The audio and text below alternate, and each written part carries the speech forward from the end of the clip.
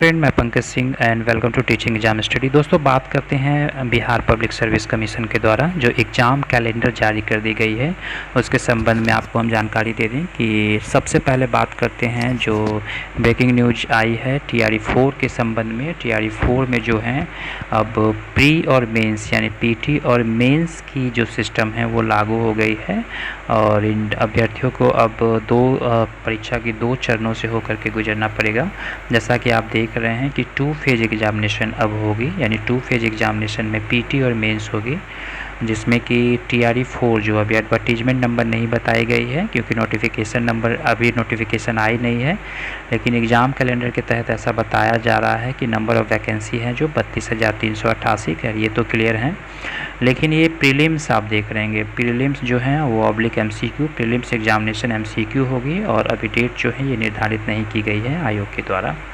और इसके संबंध में आप यहाँ पे देख रहे हैं कि 2 फेज एग्जामिनेशन में कि मेंस की एग्जामिनेशन भी होगी और ऑब्लिक रिटन कही गई है कि टेंटेटिव डेट्स अभी नहीं बताई गई है कि कब एग्ज़ाम होगी, लेकिन ये अब इसमें जो है वो मेंस की सिस्टम जो है वो लागू हो गई और यहाँ पे बताई जा रही है कि date of PT shall be published after the completion of the advertisement period, यानी एडवर्टीजमेंट जो आएगी उस संबंध में उसके में ही बताई जाएगी कि प्री की एग्ज़ाम कब होगी। और अब विद्यार्थियों को जो भी TRE 4 के विद्यार्थी हैं उनको अब परीक्षा के 2 चरणों से गुजरनी पड़ेगी।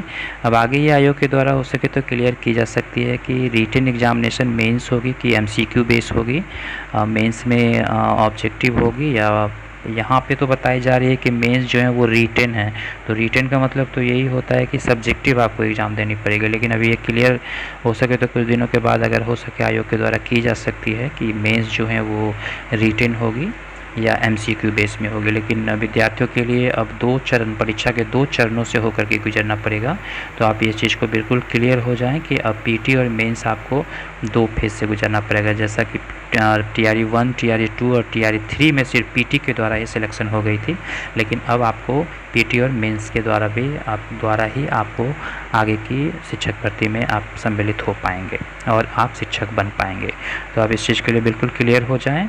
और जैसा कि STET की फॉर्म आई हुई है, जो भी एलिजिबल कैंडिडेट हैं वो STET की फॉर्म अप्लाई करें और अप्लाई अगर आप कर लेंगे तो TRE 4 की जो आप अप्लाई में यानी अपेयरिंग कैंडिडेट जो है STET वो शामिल हो सकते हैं। लेकिन ऐसा बताया जा रहा है कि जब तक STET की रिज़ल्ट नहीं आती है तब तक TRE 4 की एग्ज़ाम नहीं होगी, लेकिन उन सभी कैंडिडेट TRE 4 के एग्ज़ाम में सम्मिलित हो पाएंगे जिनका जो है वो रिज़ल्ट STET में क्लियर हो जाएगा। तो ये चीज़ को आप बिल्कुल माइंड में कर लें।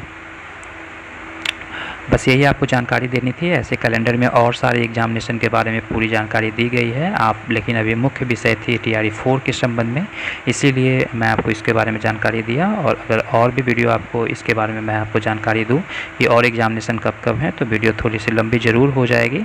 आप BPSC की ऑफिशियल साइट पर जाएँ और वहाँ से एडवर्टीजमेंट को डाउनलोड कर लें और डाउनलोड करने के बाद से आप जिस एग्ज़ाम की फॉर्म अप्लाई किए हैं उसकी शेड्यूल आप देख पाएंगे।